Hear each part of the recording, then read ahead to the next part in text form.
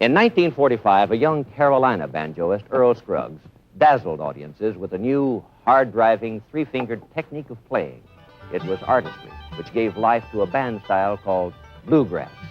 Powerful and exciting.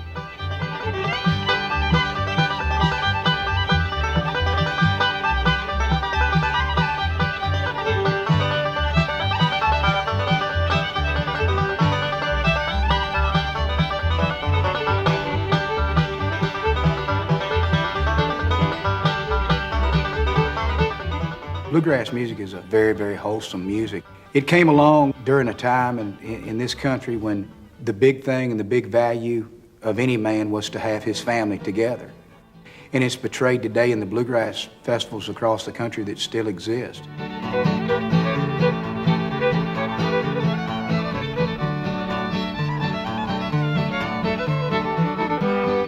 I would say it was a cornerstone of country music. It was a music that was done before there were electric instruments.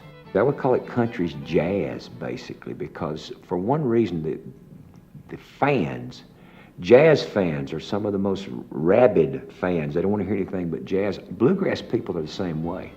They want to hear bluegrass.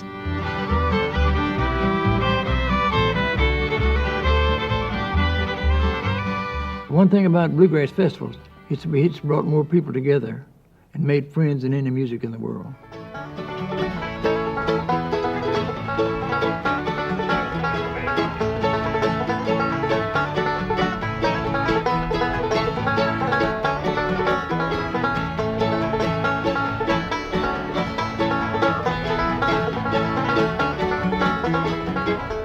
There's very little difference, if any, between the what they call bluegrass music now and the old-time music. It's the same instruments, and it's just according to how you feel when you're playing them. If you're happy, they get loud, and they get long, and they get fast. The Stones always played fast. You can see we're pretty happy people.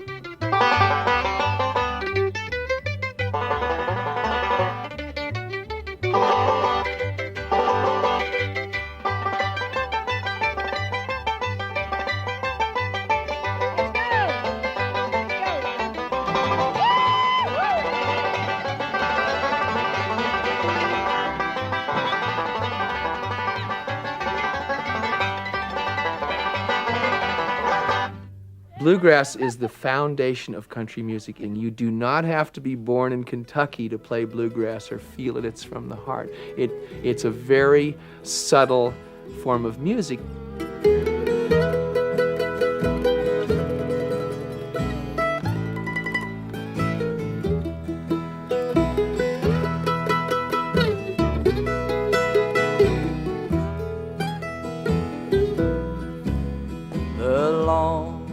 This train I ever saw came down that Georgia line. The engine passed at 6 o'clock, and the cab went by.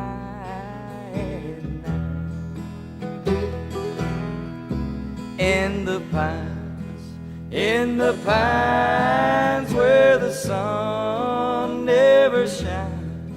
Bluegrass music is simple, and the harmonies are real clear. So you get this thing happening where there's a tension between the harmonies, and overtones start to happen, and you can feel it when it's happening. It's like glue or like a magnet that happens between the singers.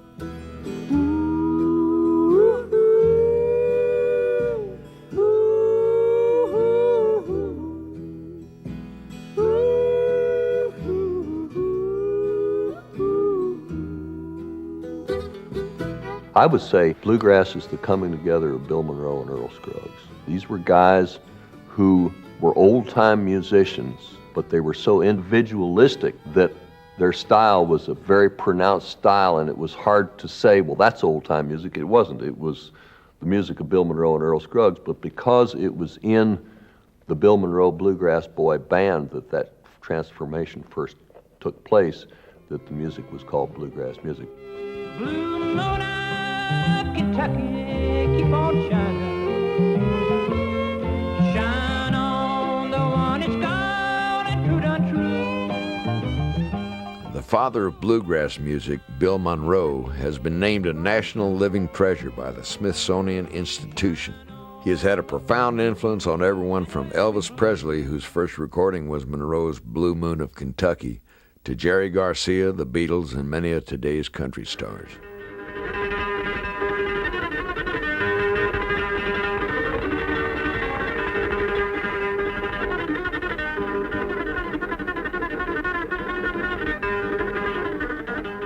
I wanted to keep the timing of music right and have a good drive to it, because it was good for the fiddle and good for the banjo, mandolin.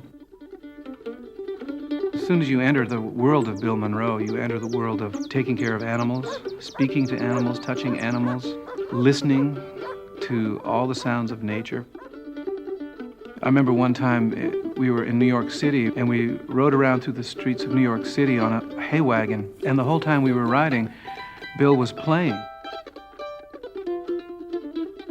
And he'd say, now watch the horse's feet, watch the horse's feet. And sure enough, his rhythm of playing would be with the horses stepping and galloping. He really tied everything musically in with natural sounds and the ways of life that he remembers so fondly, you know, from the early part of this century.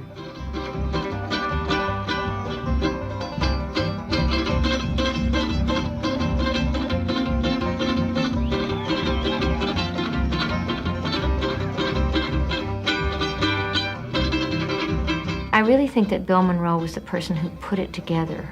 Certainly, he made it fast. I mean, it started out really as dance music. In fact, Bill Monroe started out as a dancer. Yeah.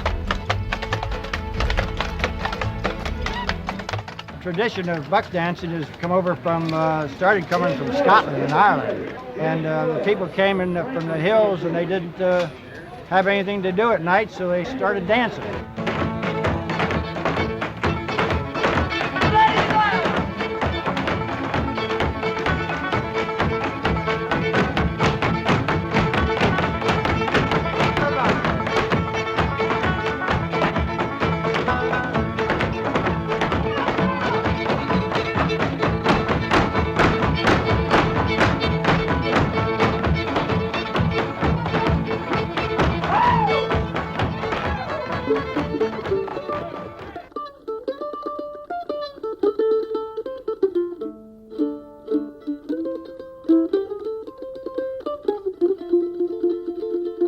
The very first time that I ever seen anybody perform at all, we went to the Pollyanna Drive-In Theater.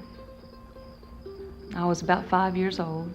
I know that we watched a movie, and then after the movie, there were these people up there playing and making music on top of the concession stand. I was just struck by this. On top of the concession stand was Lester Flatt and Earl Scruggs playing.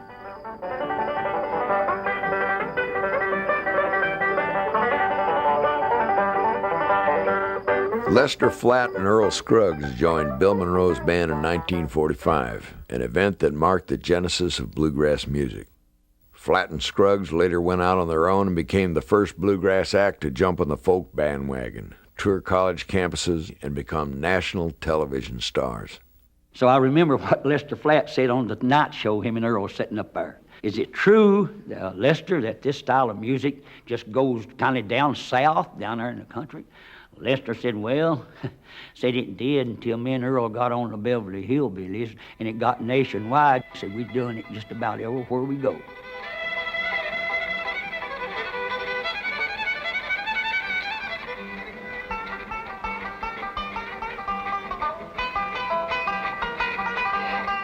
Very solid band that they had. If they sped up together. If they slowed down, they slowed down together. They were just like a machine running with a throttle on it, up and down and up and down. It was a great experience working with those guys.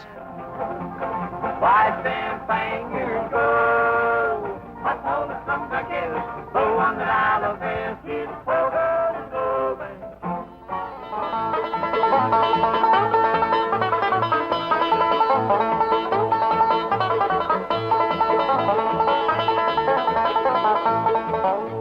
Earl Scruggs was able to take an instrument, the five-string banjo, and make it go to a developed state and present it on stage in such a way that it couldn't be ignored. He not only played it hard and fast which was exciting, but he played it precise and clean. How about giving us a close-up view of some Scruggs-style picking? Sure, Frank. The fifth string is plucked with the thumb. The rest of the strings are plucked with these two fingers. You'll also notice that I have picks on my finger, and that's for brightness and sharpness. I never seen anyone play a banjo like Earl Scruggs do till I seen Earl. I always just done what they call the clawhammer style. That's the old mountain style. And whenever Earl came to Grand Ole Opry, he brought that three-finger style. Listen to those old Opry tapes, and people go nuts when Earl plays. Well, his notes would hit the back of the room. Ticka, ticka, ticka, ticka, ticka, ticka, ticka, ticka. Eighth notes, driving people crazy.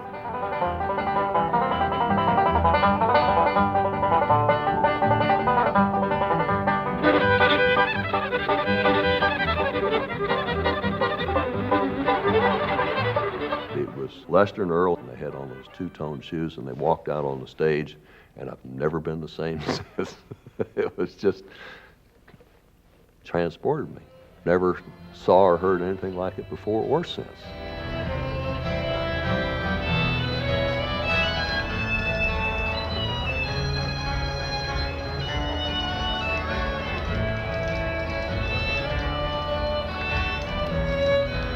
We've got a thing that we have inherited down through the years, and we have got to preserve it.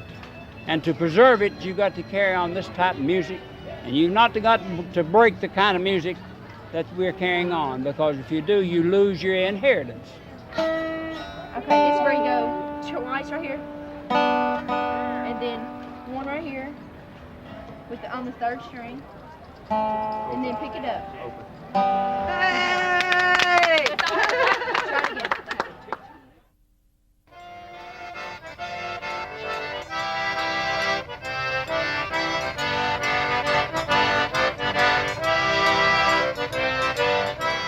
Folk enthusiasts soon extended their search into the hidden heartland of America for more roots music. From the mountains of Appalachia, they traveled down the Mississippi to explore the Delta blues. And in the deepest bayous of Louisiana, they rediscovered country's Cajun sound. I would define Cajun music first as material that is sung in French, with the accordion being a principal instrument.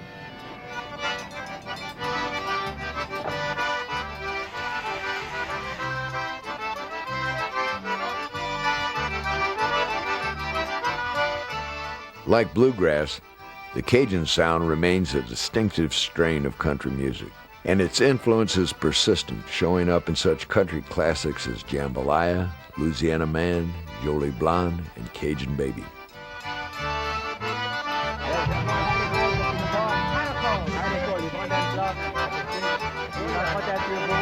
I always say that the language and the music and the food are the three big things with the Cajun culture.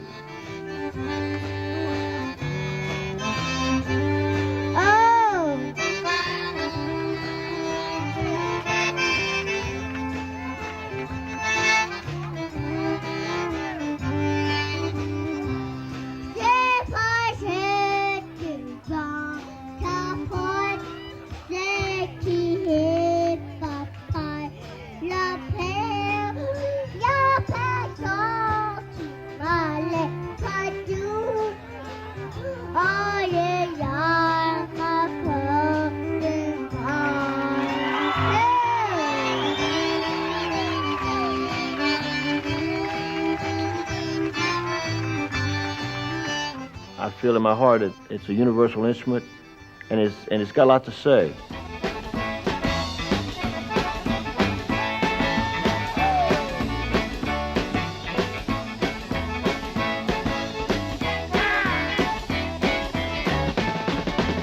The Hackberry Ramblers Band was formed in 1933, and today we're the oldest band performing in the United States that's been continuously performing for 61 years, entertaining people.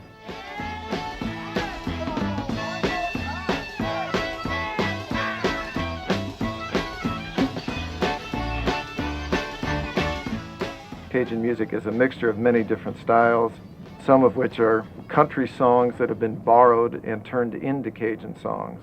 So there's always been a big exchange between Cajun music and country.